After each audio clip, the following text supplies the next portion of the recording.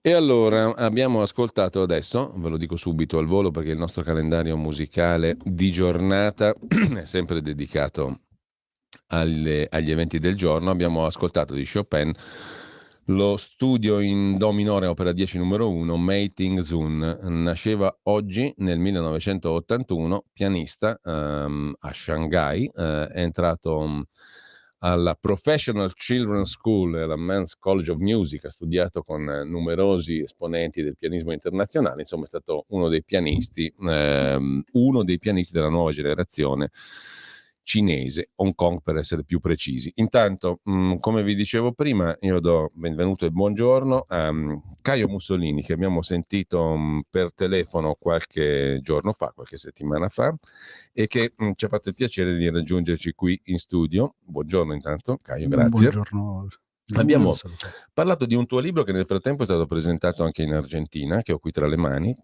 che ci hai portato in edizione cartacea e che è dedicato agli italiani d'Argentina, una storia dell'immigrazione italiana in Argentina nei secoli XIX e XX, in due lingue, fronte sinistro, pagina sinistra in italiano, pagina destra in spagnolo. Questo libro, lo dicevamo l'altra volta, nasce dalla tua tesi di laurea, no? Esattamente. E, è stato poi arricchito ed è stato, diciamo, messo in forma appunto più completa in questa forma che tra l'altro l'altra volta mi hanno chiesto molti ascoltatori come possiamo averlo, come si fa, eccetera. Poi ci spieghi tutto. Ecco, riprendiamo alcuni temi di questo libro perché la prima cosa, forse la più superficiale che viene da dire, è che in questi giorni si parla molto di questioni migratorie, no? E qui si racconta una storia che invece sembra confinata a tanto tempo fa, magari anche a più di 100 anni fa, però forse qualcosa da dire per il presente ce l'ha, o no? Esattamente. Allora, come hai detto prima, il libro nasce dalla mia tesi di laurea ed è stata tradotta in spagnolo durante il periodo del Covid, che avevo abbastanza tempo a disposizione, e poi attraverso il supporto di una persona che ha creduto in questo progetto abbiamo fatto un libro in 2 lingue, da una parte in italiano, da una parte in spagnolo, ed è stato presentato proprio la settimana scorsa in Argentina. Io sono appena rientrato, sono stato a Buenos Aires e a Rosario, dove a Rosario, in occasione dell'apertura di un patronato di Federcasa, ho avuto la possibilità di presentare il libro e qualche giorno dopo l'abbiamo presentato al Circolo Italiano a Buenos Aires, e dove di fronte a un buon numero di persone, nonostante il caldo soffocante che c'era in quei giorni a Buenos Aires, è venuto per la presentazione del libro. E il tema dell'immigrazione, come ti accennavo l'altra volta, è un tema a me molto caro per questioni familiari, ovvero i miei nonni sono stati emigranti, anzi mio bisnonno da parte di nonno è stato emigrante, io stesso sono stato emigrante, i miei genitori sono emigrati in Argentina e poi noi siamo andati in Venezuela nel '78 per poi arrivare negli Emirati Arabi. Quindi i fenomeni dell'immigrazione sono sempre stati legati alla mia famiglia e alla mia storia. E questa tesi, ovviamente, quando ho dovuto decidere tanti anni fa quale tema scegliere, non pensavo che dopo tanti anni potesse essere così attuale, poiché i temi riguardanti l'immigrazione oggi sono di una importanza grandissima. E quindi nella tesi alla fine si possono anche trarre degli spunti di riflessione molto importanti sui fenomeni migratori, sull'influenza, sul problemi che può portare l'immigrazione, perché l'immigrazione ha delle influenze positive ma anche negative, e come gestire, almeno capendo come veniva gestito dai governi argentini a partire dal 1820-30, quando sono iniziate le prime grandi onde migratorie, come è stato gestito e soprattutto le conseguenze che ancora oggi si vedono in Argentina. Ecco, tra l'altro, per capitoli, do una rapida lettura dei capitoli in cui è suddiviso il libro, no? Si parte con un'analisi del tipo di emigrazione italiana nel mondo e poi un focus sull'Argentina e perché proprio l'Argentina e poi sugli aspetti, come dicevi tu prima, che sono collaterali al flusso di persone, cioè l'influenza culturale degli italiani, in questo caso in Argentina, l'influenza degli italiani nell'ambito sociale, il contributo degli italiani allo sviluppo dei settori economico e commerciale, l'apporto nei settori politico e militare e però anche eventualmente diciamo il riflesso che l'immigrazione ha avuto sull'Argentina. Stiamo parlando di un paese enorme innanzitutto e di un paese ricco di risorse che andavano ancora sfruttate, quindi c'era necessità di manodopera.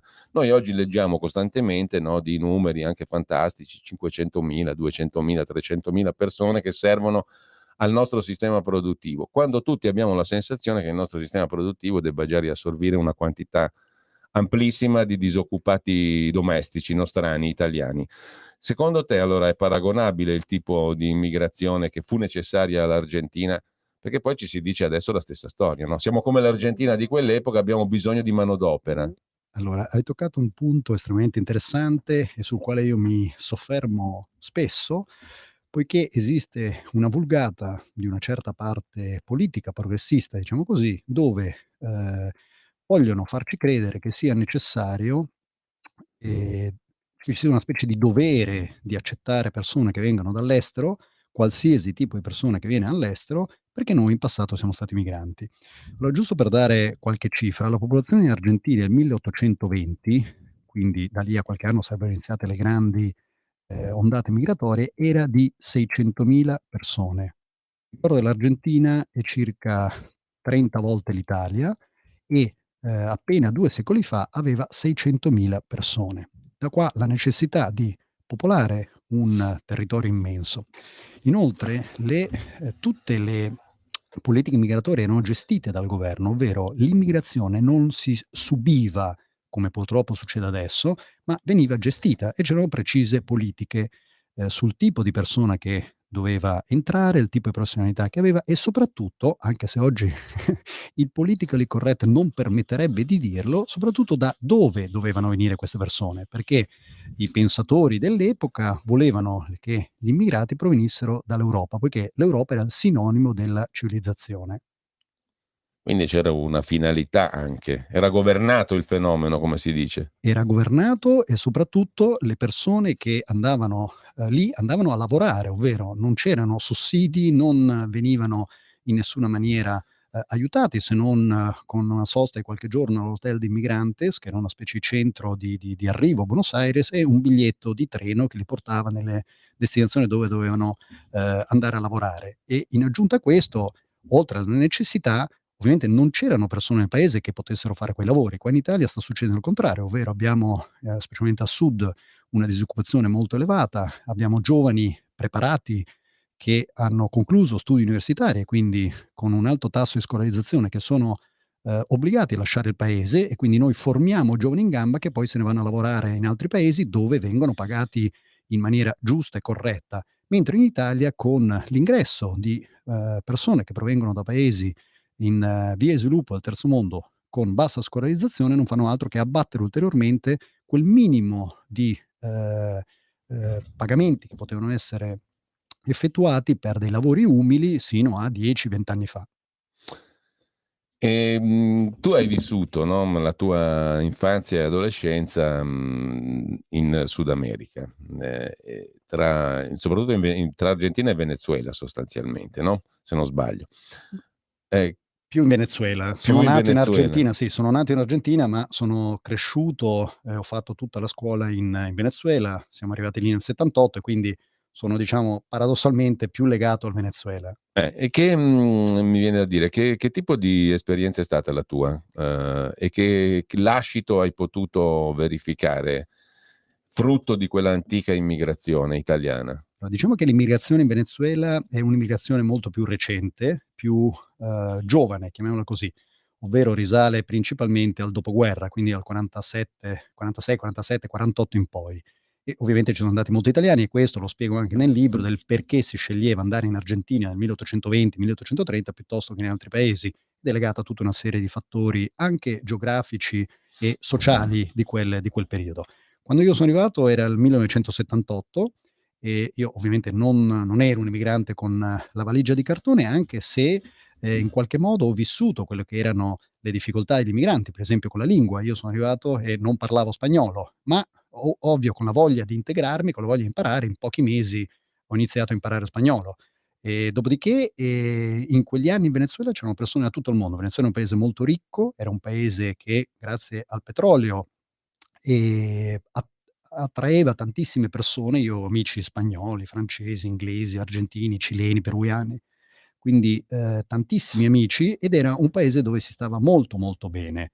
Dopodiché io sono restato fino alla fine della scuola e poi sono ritornato in Italia per entrare in accademia navale. Però mi ricordo bene, per esempio, la difficoltà di avere informazioni, la difficoltà di leggere qualcosa in italiano, non esisteva internet, quanto era difficile trovare, non so, un barattolo di Nutella e costava tantissimo, oppure avere, qualche prodotto italiano che, veramente era per noi, un qualcosa di, molto, molto difficile da ottenere. Ecco, in questo senso, la ovviamente scrivevamo lettere, quindi la lettera ci metteva, non so, 20 giorni per arrivare e 20 giorni poi la risposta, quindi erano tutte sfalsate temporalmente. Ecco, tutte queste cose io me le ricordo molto bene, come anche la gioia di tornare in Italia per le vacanze. Ecco, forte di tutta questa esperienza reale di vita e anche, di quello che hai approfondito e studiato in questo libro, sta in piedi secondo te, torno lì, il paragone che si fa con l'immigrazione che arriva oggi in Italia, cioè un'immigrazione economica, quando viene venduta come necessità di manodopera, per esempio anche da rappresentanti dei governi, perché questa qui è una vicenda, è un punto di vista che trasversalmente percorre sia governi di un colore che di un altro. Ma personalmente è sempre difficile dare opinioni, categoriche su temi complessi, che coinvolgono tanti aspetti economici, politici, sociali. Il mio parere è che, i flussi migratori non si bloccano, ma vanno gestiti. Che l'Italia abbia problemi, per esempio demografici, siamo tutti d'accordo, però bisognerebbe agire su 2 fronti. Uno, cercare di risolvere ovviamente il perché ci sono questi problemi demografici, e se ovviamente i giovani non hanno lavoro precario, non hanno la possibilità di mettere su famiglia, oppure, non esistono servizi sociali a supporto delle famiglie, è ovvio che una coppia di sposi o di fidanzati, prima di fare un figlio, ci pensa molte volte. E l'altro aspetto da considerare è il tipo di lavoro che vogliamo fare, perché è paradossale che noi vogliamo far entrare persone in Italia, delle quali poi bisognerebbe valutare la scolarizzazione, le capacità professionali e così via, quando poi abbiamo, non so, al sud 1/3 dei giovani che è, disoccupato. Quindi, potrebbe essere perfettamente impiegato in tantissimi lavori, che però pare non vogliano fare più, forse legato ai bassi salari, che quindi conviene sfruttare questa manovalanza che viene dall'estero a basso costo. Il tema è ovviamente molto complesso, ma sicuramente le condizioni per ritornare all'esempio del Totalmente libro son diverse. totalmente diverse. Allora, tu parli di problemi di integrazione, no, ed è un altro tema perenne, di attualità perenne quando si parla di immigrazione.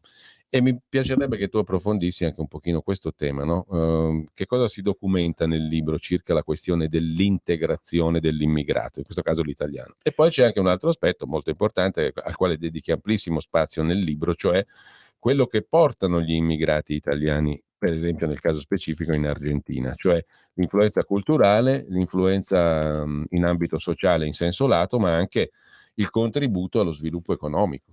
Ma quando si parla di immigrazione, ovviamente ogni fenomeno, di immigrazione porta delle conseguenze che possono essere positive e negative. L'abbiamo visto in tanti paesi. In E Argentina linguistiche anche. certamente anche linguistica, adesso Ci sono ne alcune curiosità parlerò, interessanti, ma no? sì, anche perché molta gente non lo sa Mh, e scopre queste cose mh. e sorridono perché dice: "Ma guarda te". Allora, sappiamo benissimo che, grosse masse di popolazione portano alla modifica, della situazione in atto in un certo paese. Per quanto riguarda l'integrazione, io ho studiato e, sono arrivato anche alla conclusione che l'integrazione non può essere forzata, ovvero si possono cercare di fare politiche, si può cercare di mettere in atto qualsiasi tipo di azione a livello scolastico, educativo, ma se una persona non vuole integrarsi, non c'è modo. Si creano dei ghetti e questa persona continuerà ad essere isolato dalla realtà che l'ha ospitato o che lo sta ospitando. Basta vedere cosa succede con i cittadini seconda, terza generazione in Francia, dove si crea uno Stato dentro lo Stato. Soprattutto parlando poi dell'influenza, l'influenza la possiamo vedere in Argentina. L'Argentina è un paese dove, ancora adesso si discute che tipo di immigrazione c'è stata, se si è integrata, se ci sono varie teorie, no? Dal salad bowl al crisol de Rassas, per capire oggigiorno cos'è l'argentino. Sicuramente l'argentino è il risultato dell'immigrazione in generale e in particolare dell'Italia. Questo lo si vede, per esempio nel mangiare, nella maniera di vestire, nella cultura, nell'amore per il teatro. Buenos Aires è piena di teatri, cosa che non succede in altri paesi latinoamericani.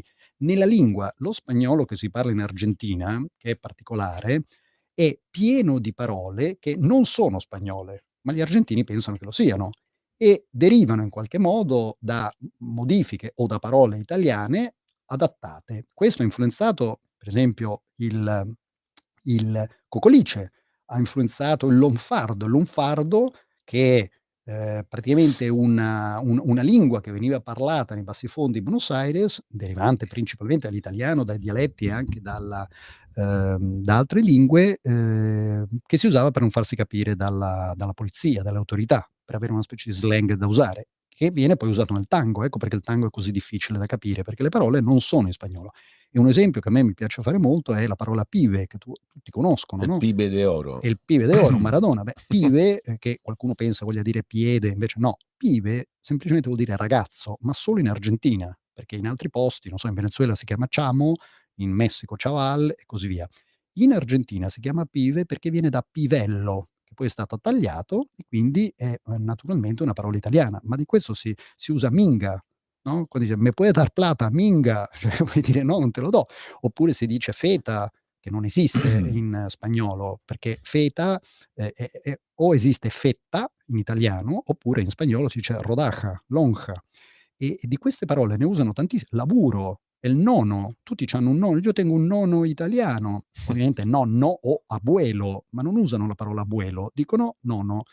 Allora, ovviamente anche culturalmente, una delle riflessioni che ho fatto in un'altra tesi è il vedere un paese così bello, ricco come l'Argentina, ridotto purtroppo nelle condizioni in cui è adesso. Bene, anche lì, ahimè, parte della colpa ce l'abbiamo noi, e basta vedere anche l'Italia, potrebbe essere il paese più bello del mondo, eppure spesso e volentieri siamo Perché sempre lì. dici parte della colpa l'abbiamo noi? Perché noi abbiamo influenzato anche la parte politica, quindi noi abbiamo influenzato la cultura, il cercare di essere furbi, il cercare rispetto ad altri paesi dell'area dove ci sono state immigrazioni di altre nazioni, l'Argentina ha rispecchiato storicamente anche le stessi eventi che succedevano in Italia si riflettevano in Argentina, discussioni, non so, fra repubblicani e monarchici, fra fascisti e antifascisti, fra chi era a favore di Garibaldi, chi invece lo contrastava, ecco. Quindi questa, cultura in qualche modo si è andata radicando e consideriamo che gli italiani in Argentina sono adesso ancora un grandissimo numero, ci sono più di 1.000.000 di cittadini italiani, quindi con la nazionalità italiana, e la metà sono comunque oriundi gli italiani. Questo per dare un'idea della grande influenza. Tra l'altro in Argentina, immigrarono anche moltissime persone delle regioni del nord dell'Italia che invece non emigrarono in altri paesi. Esattamente, questa è un'altra cosa curiosa che si lega poi a un altro Dal fatto. Piemonte al Friuli, mi viene da Esatto. dire in primo luogo. Esatto, i primi migranti, sono genovesi. Infatti, per esempio, il quartiere La Boca, famoso quartiere La Boca, addirittura volevano creare una repubblica indipendente, poi gli argentini si sono arrabbiati, hanno mandato l'esercito e hanno risolto la questione. Però i primi migranti erano principalmente lombardi, veneti, liguri. Solo in un secondo momento sono iniziati ad arrivare gli immigranti, più meridionali. Ci sono grandissime comunità di calabresi, di pugliesi, siciliani, però arrivarono in un secondo momento. Ho visto che hai messo dei segnalibro nel tuo libro. Ti chiedo così, diciamo, di illustrarci qualche passaggio tra quelli che tu ritieni importanti per capire qualcosa anche della nostra attualità. E poi, siccome prima ho citato quell'articolo sulla lettura del Corriere della Sera l'intervista, diciamo, a Mario Vargas Llosa, il quale parla della sua terra e in senso lato anche dell'America Latina, no? Dicendo il socialismo ha portato solo povertà in questa America Latina. La deplorevole miseria dell'America Latina è frutto delle riforme della sinistra e della cosiddetta rivoluzione socialista. Tu concordi? Anche perché in realtà molti paesi dell'America Latina hanno avuto movimenti difficilmente catalogabili, sì, certamente di sinistra ce ne sono stati tanti, però altri movimenti hanno avuto sfumature un po' populiste particolari, no? Penso alla stessa Argentina, al fenomeno del peronismo. Qualcuno lo interpretava addirittura come un'istanza politica più di sinistra che di destra, difficilmente catalogabile. Allora, con queste tue domande noi potremmo andare avanti a parlare per ore, perché sono, almeno per quanto mi riguarda, estremamente interessanti. Allora, è perfettamente giusto, corretto e condivido il pensiero di Vargas Llosa. Purtroppo la sinistra, varie sfumature della sinistra che ha dominato, facendo leva principalmente sull'ignoranza di gran parte della popolazione latinoamericana, ha ridotto quello che è uno dei continenti più belli, più ricchi del mondo, nello stato in cui lo conosciamo adesso. L'esempio più triste è proprio quello del Venezuela, un paese che ha tutto, petrolio, oro, risorse, di tutti i tipi e purtroppo la gente è costretta a emigrare e, si vive veramente in condizioni disumane. Anche i nostri italiani, i cittadini italiani stanno attraversando, momenti molto, molto difficili in Venezuela.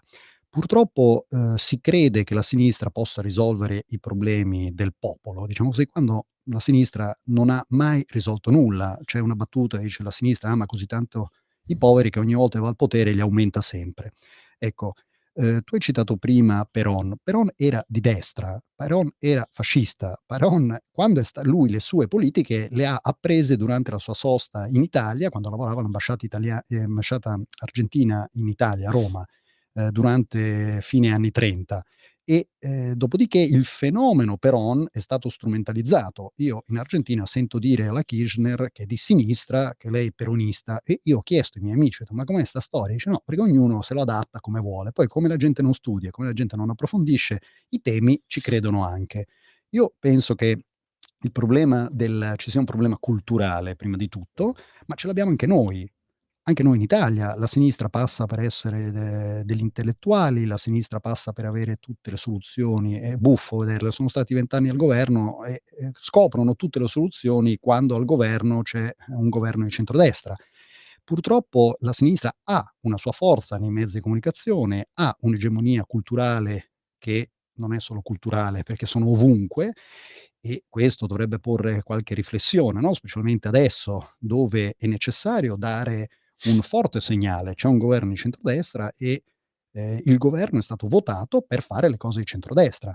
Quindi anche culturalmente è molto importante cercare di, portare avanti quelle che sono le istanze del grande popolo di destra, che contrariamente a quelli di sinistra è un popolo molto più, silenzioso, molto più riservato, molto più, attaccato per esempio al lavoro, no, non ha tempo da perdere per tante cose che invece altre persone hanno. Ecco, allora Caio, in questi ultimi minuti facci percorrere un pochino il tuo libro secondo quello che tu stesso reputi interessante e poi ci dici come si può avere anche per chi ci sta seguendo. Allora, una cosa che vorrei condividere con voi, proprio per contrastare questa idea che gli italiani siano stati accolti all'estero in maniera fraterna, a braccia aperte, che quindi noi dobbiamo fare lo stesso con i migranti, ci sono 2 o 3 spunti. Uno è Martin Fierro, che è praticamente l'opera più importante argentina, dove, l'italiano, il gringo o papolitano, veniva spesso attaccato dal gaucho. Il gaucho, ricordiamolo, era il cowboy della pampa argentino e leggendo qualche verso, no, era un gringo così scemo che niente si capiva, chissà da dove proveniva, forse non era cristiano, poiché solo diceva che era pappolitano. Se c'è caldo già non son persone, se gela tremano tutti. Se lei non offre non fumano per non spendere in tabacco e quando prendono una cicca uno all'altro se la tolgono. E va anche altre molto, molto più forte, no, dice: "Sono solo buoni per vivere tra i finocchi e mai vanno con ragazze per alzare i ponchos altrui." Quindi, lo vediamo abbastanza pesante. C'è nella letteratura argentina anche, la storia di una famiglia si chiama Dagiore e la descrizione dell'italiano di questa famiglia da parte di, Cambaceres era: "Ha la fronte piccola e depressa, caratteristica che indicherebbe il rappresentante di una razza vecchia e arretrata. La testa grande, i lineamenti camusi, il labbro inferiore sporgente, l'espressione maligna ai suoi occhi piccoli infossati, porta un orecchino d'oro all'orecchio. E tra l'altro in Argentina il fatto che una figlia, insomma una donna si sposasse con un italiano non era ben visto. Quindi per molti decenni era quasi una iettatura avere un italiano in famiglia, e questo ci fa capire il grande sacrificio degli italiani, dei nostri migranti, e quanto hanno dovuto lavorare per ottenere quello che hanno ottenuto con lavoro, con sacrificio, con impegno, senza che nessuno gli abbia mai regalato niente e soprattutto senza pretendere niente. Ecco perché, diciamo, da questo libro un progetto che sta nascendo adesso è quello di realizzare un docufilm. Sì. Un docufilm proprio sulle migrazioni in Argentina, considerandolo come un caso unico di presenza italiana e influenza italiana nel mondo. Non c'è nessun altro paese dove ci sia stata un'influenza così forte. E soprattutto collegarlo con l'attualità, poiché l'immigrazione è un argomento di un'attualità incredibile, perché si collega a quello che noi siamo stati, al momento attuale e soprattutto verso dove vogliamo andare in futuro. Per quanto riguarda il libro, al Sì. momento sono finite, diciamo, abbiamo fatto una prima stampa ed è andata, l'abbiamo regalato il libro, come l'idea era quella di far conoscere ai più giovani, alle persone, la storia dell'immigrazione in Argentina, e qua il motivo delle due lingue, no? Sia in italiano che in spagnolo, perché purtroppo ci sono persone di seconda, terza generazione che l'hanno un po' perso l'italiano, quindi questa è anche una maniera per cercare di invogliarli a tornare a leggere italiano. Ed è stato fatto anche con un'idea, ovvero la cultura è fondamentale per l'integrazione. Quindi, tornando al discorso demografico, una delle cose che secondo me è molto importante da considerare, sulle quali bisogna riflettere, è che tipo di immigrazione vogliamo, e considerare che noi abbiamo risorse che sono culturalmente molto vicine a noi, che hanno preparazione, che hanno le nostre stesse abitudini, che sono nei paesi come il Venezuela, come l'Argentina, come il Brasile e altri paesi che stanno attraversando momenti difficili, dove i nostri nonni, i nostri bisnonni sono emigrati e non sempre, ma spesso hanno cambiato la loro vita in meglio. Ecco, forse in questo momento così drammatico per questi paesi sarebbe importante creare delle politiche per facilitare il rientro di queste persone, che possono andare al riconoscimento dei titoli o facilitare il riconoscimento della cittadinanza, poiché sono discendenti italiani, hanno la nostra cultura e perfettamente integrabili. Il libro stiamo valutando adesso di Sì. ristamparlo anche in Italia, e appena avrò Ce lo farai definito, ve lo sapere. farò sapere, in modo che immagino poi si possa Bene. anche comprare online. Allora, intanto io ti ringrazio, siamo arrivati alla fine della nostra conversazione. Grazie a Caio Mussolini, Italiani d'Argentina, ne riparleremo. Grazie mille. Grazie Giulio e grazie a tutti gli ascoltatori. Avete ascoltato